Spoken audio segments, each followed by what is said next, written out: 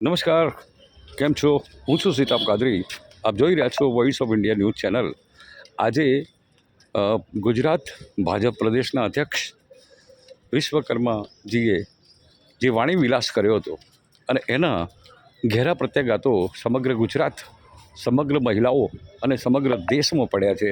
તેમણે જે સાંસદ ગેનીબેન માટેની જે પાલવ માટેની જે વાત કરી હતી એ ખરેખર એક ટિપ્પણી જે મહિલાઓની અગેન્સ્ટમાં જે વાત કરી હતી એ ખરેખર ખૂબ જ દુઃખદ બાબત હતી. આટલા મોટા હોદ્દા પર બિરાજમાન વિશ્વકર્માએ પોતાની વાણીને વિરામ આપવાની જગ્યાએ વાણીનો વિલાસ કર્યો હતો, જેના કારણે સમગ્ર દેશમાં, સમગ્ર રાજ્યમાં અને નાના નાના ગામડાઓમાં અને મહિલાઓમાં જે પાર્ટીમાં છે અને પાર્ટીમાં નથી એ તમામે તમામ અત્યારે તેમની આ વાણી વિલાસનો સખત વિરોધ કરી રહ્યા છે. ત્યારે બનાસકાંઠા જિલ્લા કોંગ્રેસ સમિતિના અધ્યક્ષ ગુલાબસિંહ રાજકોટની આગેવાનીમાં આજે મોટી સંખ્યાના અંદર કોંગ્રેસના કાર્યકરો, કોંગ્રેસના આગેવાનો, ધારાસભ્યો મોટી સંખ્યાના અંદર બનાસકાંઠા જિલ્લા કોંગ્રેસ કાર્યાલયથી રેલી સ્વરૂપે પાલનપુર બનાસકાંઠા જિલ્લા કલેક્ટર કચેરી ખાતે આવી હલ્લા બોલ કાર્યક્રમ કર્યો હતો અને સૂત્રોચ્ચાર કરવામાં આવ્યા હતા અને માનસિકતા એમની જે છતી કરી છે એમણે વિશ્વકર્માજીએ તેના વિરુદ્ધના અંદર મોટા સૂત્રોચ્ચારો કર્યા હતા. વિશ્વકર્મા માફી માંગે તેવા દ્રશ્યો હતા અને અત્યારે સમગ્ર વાતાવરણ સૂત્રોચ્ચારથી ગુંજવી નાખ્યું હતું. ત્યારે અહીંના ધારાસભ્ય આ વખતે દિનેશભાઈ ગઢવી હતા, લક્ષ્મીબેન કરેણ, પીનાબેન, ડામરાજી રાજકોર,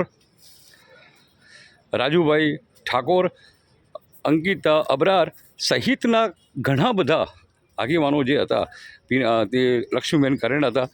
આ તમામે તમામ લોકોએ પોતાનો આક્રોશ ઠાલવ્યો હતો અને જે રીતની જે વાણી વિલાસ કર્યો હતો એ ખરેખર એમણે માફી માગવી જોઈએ અને માફી નહીં માગે તો આ આંદોલન ઉગ્ર થશે.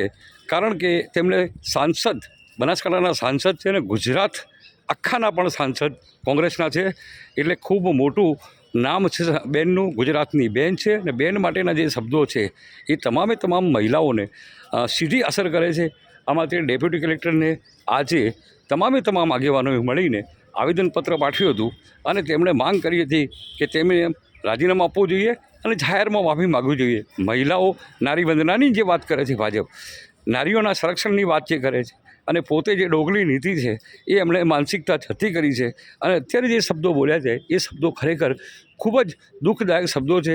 અને આ માટે તમામે તમામ કોંગ્રેસ, ભાજપની બહેનો કે પછી કોઈ પણ જાતની બહેન હોય એ તમામે તમામ અત્યારે રોષે ભરાયેલી છે. કે સાંભળો લક્ષ્મીબેન શું કહે છે.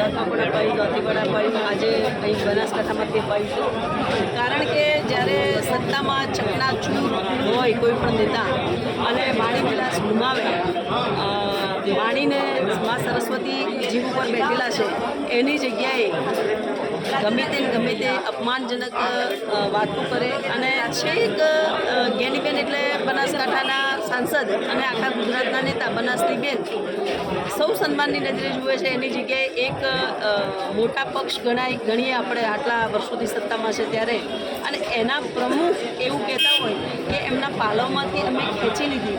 અરે સાહેબ, તમે થોડું ભાન રાખો. તમે કદાચ એવું કીધું હોત કે હાથમાંથી લઈ લીધી હોત તો અમને અફસોસ નહોતો, પણ તમે પાલવ સુધી પહોંચ્યા. અને આપ ઇતિહાસ વાંચજો ના વાંચો હોય તો કે પાલવ ખેંચવા, સત્તામાં ચૂર થયેલો પાલવ ખેંચવા પતઈ રાજા પહોંચ્યો હતો અને આજે પંચાલ સાહેબ પહોંચ્યા છે.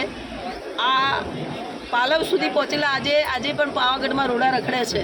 એટલે આવું નહીં સમજવું કે આપણે આટલા બધા સત્તામાં આવી ગયા પૈસાના જોરે, પૈસાની તાકાતથી, એટલે આપણને કોઈ હરાવવાવાળું નથી. ના, આજે પણ પ્રજા એ જ રાજા છે જેમણે હમણાં જ ટૂંક સમયમાં જ બીજેપીને મત આપ્યા છે. એ પણ લોકો અમારી સાથે છે કે ના, આવો વાણી વિલાસ ચાલશે નહીં. અને આજે તો તમે આટલી મોટી મહિલા નેતા માટે આવું બોલ્યા છો તો ઘેર બાઈ બેટી બૂનો જે બેઠી છે એમના માટે તમે શું બોલશો? તમે અમારી બાઈ બેટીઓને પકડીને તમે ફોર્મ પાછા ખેંચાવો, તમે ગમે તેવું બોલો, તમારા અધિકારીઓ તમારા ગમે તેવું બોલે. આજે તમે પ્રદેશ પ્રમુખ થઈને પાલવ ખેંચવાની વાતો કરો. આ કોઈ સિસ્ટમ નથી, આ રીત નથી. આ ભારત, તમે ભારત દેશમાં રહો છો, એ ભારતને માતા તરીકે અને ભારત માતા કી જય આપણે બધા કહીએ છીએ. ત્યારે આવો વાણી વિલાસ યોગ્ય નથી અને એમને આ બાબતે ખૂબ વિચારવું જોઈએ. ફરીથી આવું એમનાથી ન બોલાય એવી તાકીદ એમનો પક્ષ કરે એ પણ જરૂરી છે.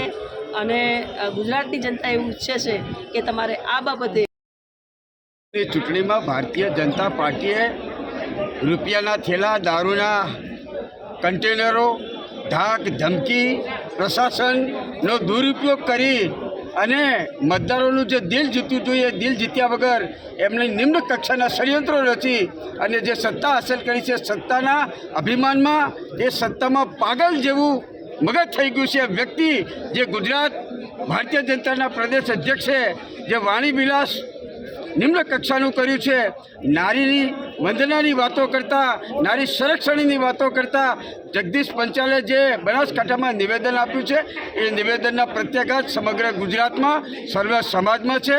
ખાસ કરીને ગુજરાતની નારીનું અપમાન કર્યું છે. ત્યારે કોંગ્રેસ પક્ષ દ્વારા અમારા સ્થાનિક ધારાસભ્યો, જિલ્લા સંગઠનના પ્રમુખો, જિલ્લા પંચાયતના પૂર્વ પ્રમુખો, બનાસકાંઠા જિલ્લાના અગ્રણી આગેવાનોએ આજે માન્ય કલેક્ટરશ્રી હાજર નહોતા પણ આરએસી સાહેબને આવેદન આપી અને મેં વિનંતી કરી છે કે આજે નિમ્ન કક્ષાની વાણી વિલાસ થઈ રહ્યો છે, વાણી વિલાસને રોકવામાં આવે અને જગદીશ પંચાલ માફી માગે. જિલ્લા કોંગ્રેસ સમિતિ દ્વારા કલેક્ટરશ્રીને આવેદનપત્ર આપવામાં આવ્યું છે. જે રીતે જીતના ઉમદમાં ભાજપના પ્રદેશ પ્રમુખ દ્વારા જે વાણી વિલાસ કરવામાં આવ્યો અને બનાસકાંઠાના સાંસદના ઉપર અભદ્ર ટિપ્પણી કરવામાં એના વિરોધમાં આજે સૌ અમે કાર્યકર્તાઓ આગેવાનો ભેગા થઈને એને આવેદનપત્ર આપ્યું. જગદીશ વિશ્વકર્મા માફી માંગે.